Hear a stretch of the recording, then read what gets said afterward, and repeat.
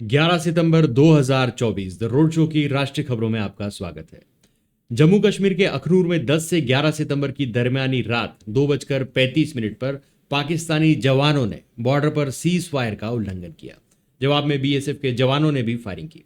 गोलीबारी में बीएसएफ का एक जवान घायल हो गया। बीएसएफ के प्रवक्ता ने बताया कि जवाबी एक्शन में पाकिस्तान को हुए नुकसान की अभी जानकारी नहीं है। घटना के बाद बीएसएफ के जवान बॉर्डर पर कड़ी निगरानी रखे हुए। सीज फायर का ताजा उल्लंघन जम्मू कश्मीर में 18 सितंबर को होने वाली पहले फेज की वोटिंग के 7 दिन पहले हुआ है।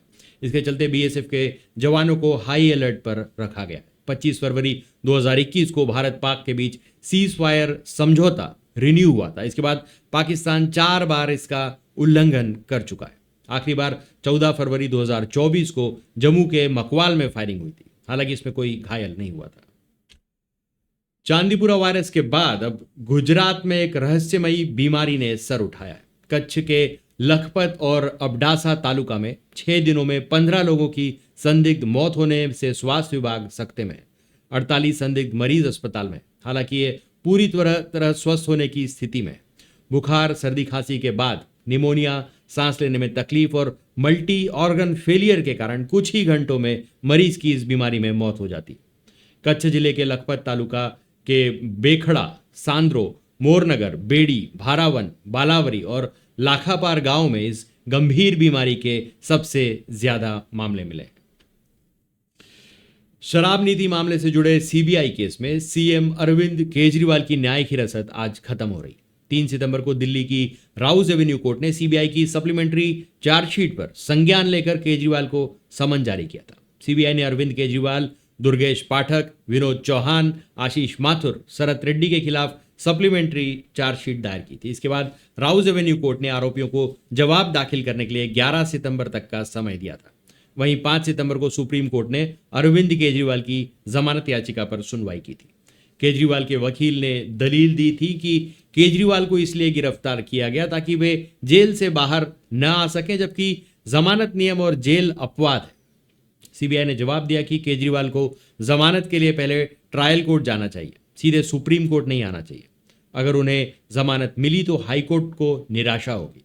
सुनवाई के बाद कोर्ट ने अपना फैसला सुरक्षित रख लिया। जम्मू कश्मीर विधानसभा चुनाव के बीच मनमोहन सरकार में गृह मंत्री रहे सुशील शिंदे अपने एक बयान को लेकर चर्चा में। शिंदे ने मंगलवार को दिल्ली में कहा, जब मैं देश का गृह मंत्री था तब जम्मू कश्मीर के लाल चौक और डल झील जाने से डरता था। शिंदे के बयान पर केंद्रीय वाणिज्य मंत्री पीयूष गोयल ने कहा, कांग्रेस की सरकार में देश के गृह मंत्री भी कश्मीर जाने से डरते थे। प्रधानमंत्री मोदी के नेतृत्व में देश की सुरक्षा मजबूत हुई है। अब विपक्ष के नेता भी बिना किसी डर के जम्मू कश्मीर में बर्फ से खेलते हैं। शिंदे सोमवार को दिल्ली के इंडिया इंटरनेशनल सेंटर में अपनी बुक 5 डिकेड्स ऑफ पॉलिटिक्स के लॉन्चिंग प्रोग्राम में बोल रहे थे। इस दौरान कांग्रेस के राष्ट्रीय अध्यक्ष मल्लिकार्जुन खड़गे, दिग्विजय सिंह और शिक्षाविद विजय धर भी मौजूद थे। धर शिंदे के एडवाइजर भी रह चुके हैं। तत्कालीन chief of defence staff Bipin Rawat के साथ हेलीकॉप्टर क्रैश में शहीद हुए जवान की पत्नी सेना में लेफ्टिनेंट बन गई है।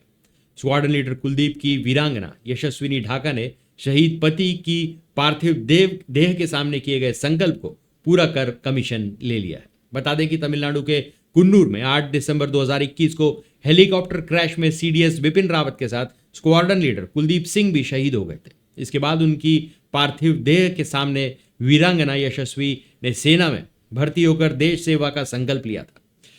यशस्विनी ने सर्विस सिलेक्शन बोर्ड की 5 दिन की परीक्षा और मेडिकल परीक्षा पास की। इसके बाद चेन्नई स्थित ऑफिसर ट्रेनिंग एकेडमी में 11 महीने की ट्रेनिंग पूरी कर सेना में लेफ्टिनेंट बनी।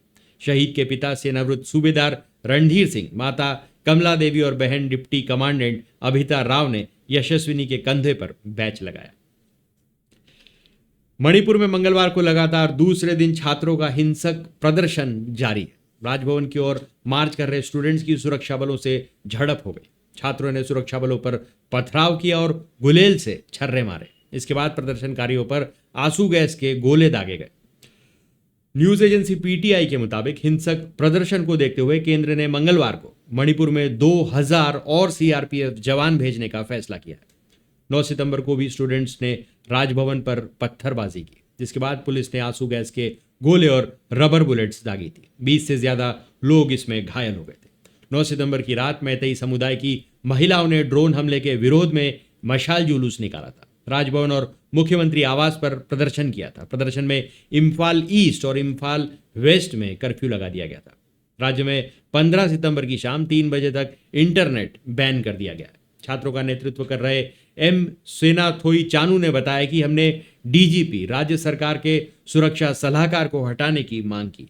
सीआरपीएफ के पूर्व डीजी कुलदीप सिंह के नेतृत्व में बनी यूनिफाइड कमांड राज्य सरकार को सौंपने की मांग की। राजस्थान के अजमेर जिले के लामना गांव में रेलवे ट्रैक पर 2 जगह सीमेंट के ब्लॉक रखे मिले। इनसे फुलेरा से अहमदाबाद जा रही मालगाड़ी टकरा गई। यह घटना रविवार रात करीब 10:30 बजे की। हालांकि इसकी एफआईआर सोमवार देर रात दर्ज की गई और आज यानी मंगलवार को जानकारी सामने आई।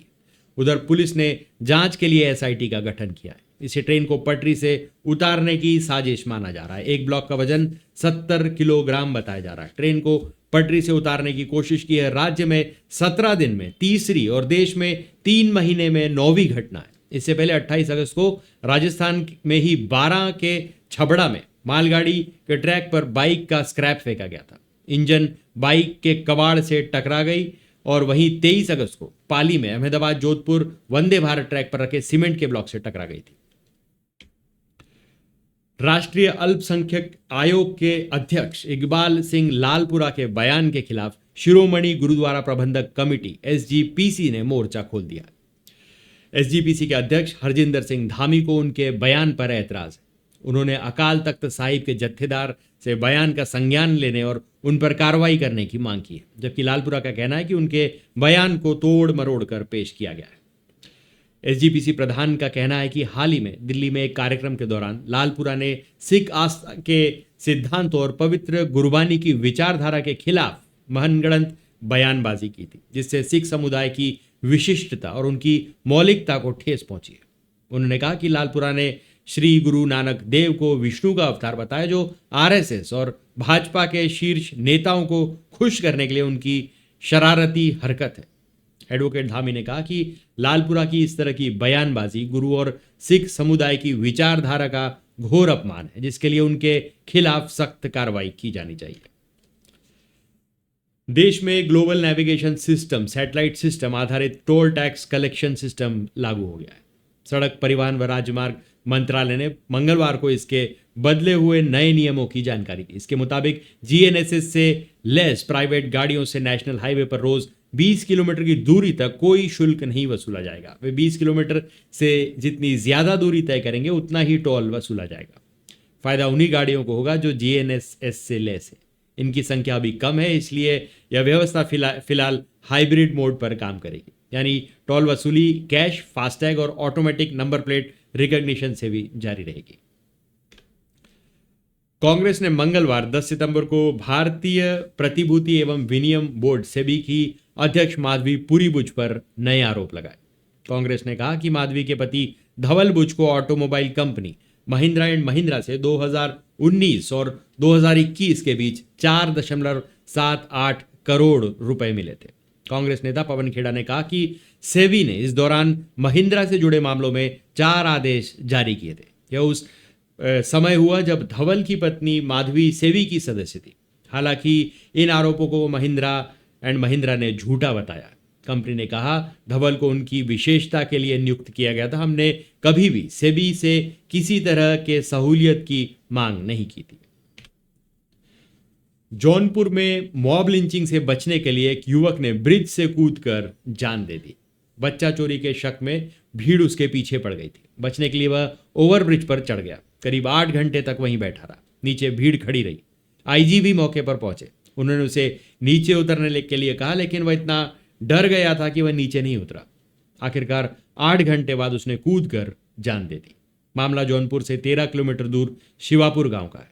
यहां वाराणसी लखनऊ हाईवे पर पैदल यात्रियों को सड़क पार करने के लिए 40 फीट ऊंचा ओवरब्रिज बनाया गया है। मंगलवार 10 सितंबर सुबह ग्रामीणों ने बच्चा चोरी के शक में 2 युवकों को खदेड़ा, एक को पीटा और दूसरे को पुलिस को सौंप दिया। वहीं दूसरा युवक भागकर वाराणसी लखनऊ हाईवे पर बने ओवरब्रिज पर चढ़ गया।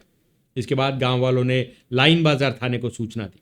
पुलिस ने युवक को बचाने के लिए जाल लगाया, लेकिन ट्रैफिक जैम होने की वजह से हटवा दिया। इसके बाद युवक ब्रिज से कूद गया। जो राम को लाए हम उनको लाएंगे गाने वाले कन्हैया मित्तल कांग्रेस ज्वाइन करने के फैसले से उन्होंने यू टर्न ले लिया। वह कांग्रेस ज्वाइन नहीं करेंगे। इसको लेकर कन्हैया मित्तल मंगलवार को दोपहर बाद सोशल मीडिया फेसबुक पर लाइव हुए। इस दौरान उन्होंने माफी भी मांगी। उन्होंने कहा कि वह सनातनियों की सुनेंगे और सनातनियों की को चुनेंगे। भजन गायक कन्हैया मित्तल ने 8 सितंबर को कांग्रेस में जाने की बात कही थी। हालांकि उन्होंने पार्टी ज्वाइन करने की कोई तारीख नहीं बताई थी। इसके बाद उनका लुधियाना समेत कई जगह विरोध हुआ। वह पंचकुला सीट से भाजपा के टिकट पर चुनाव लड़ना चाहते थे। हालांकि भाजपा ने यहां से ज्ञानचंद गुप्ता को दोबारा टिकट दिया है। कन्हैया मित्तल वही गायक हैं जिन्होंने 2022 में उत्तर प्रदेश विधानसभा चुनाव से पहले जो राम को लाए हम उनको लाएंगे गाना गाया था। यह गाना काफी फेमस हुआ था। मित्तल अक्सर भाजपा के कार्यक्रमों में नजर आते हैं। कोलकाता के आरजीकर मेडिकल कॉलेज और अस्पताल में 9 अगस्त को ट्रेनी डॉक्टर के साथ हुए रेप मर्डर के विरोध में जूनियर डॉक्टर्स की हड़ताल मंगलवार को 31वें दिन भी जारी रही। डॉक्टर्स ने करुणामयी से स्वास्थ्य भवन तक मार्च निकाला। उनकी मांग है कि राज्य के स्वास्थ्य सचिव को बर्खास्त किया जाए। इससे पहले कोलकाता के पुलिस कमिश्नर को सस्पेंड करने की मांग उठी थी। सुप्रीम कोर्ट ने 9 सितंबर की सुनवाई में डॉक्टरों को 10 सितंबर शाम 5 बजे से पहले काम पर लौटने को कहा था। कोर्ट ने आदेश न मानने पर राज्य सरकार को डॉक्टरों के खिलाफ एक्शन लेने को कहा था। जूनियर डॉक्टर्स ने सुप्रीम कोर्ट के आदेश को मानने से इनकार कर दिया। उन्होंने कहा कि उन्हें और पीड़ित को न्याय नहीं मिला, इसलिए वे काम पर नहीं लौटेंगे। डेडलाइन खत्म होने के बाद भी उनका प्रदर्शन जारी रहा। इसके बाद स्वास्थ्य विभाग के सेक्रेटरी ने जूनियर डॉक्टरों को बातचीत के लिए बुलाया। उन्होंने डॉक्टरों को ईमेल भेजकर 10 प्रतिनिधियों को आगे आने को कहा। डॉक्टरों ने इस बैठक में जाने से इनकार कर दिया। डॉक्टरों ने कहा कि हम जिसका इस्तीफा मांग रहे हैं वही बैठक बुला रहा है। यह हमारे लिए अपमानजनक बात है। डॉक्टर ने यह भी कहा कि सिर्फ 10 डॉक्टरों को मीटिंग में बुलाए जाना भी हमें नीचा दिखाने वाली बात है। उत्तराखंड में केदारनाथ जाने वाले रास्ते पर सोमवार देर रात लैंडस्लाइड हुई। मलबे में दबकर 5 तीर्थ यात्रियों की मौत हो गई, जबकि कई घायल हैं। हादसा सोनप्रयाग से आधा किलोमीटर आगे गौरी कुंड के पास केदारनाथ पैदल मार्ग पर हुआ।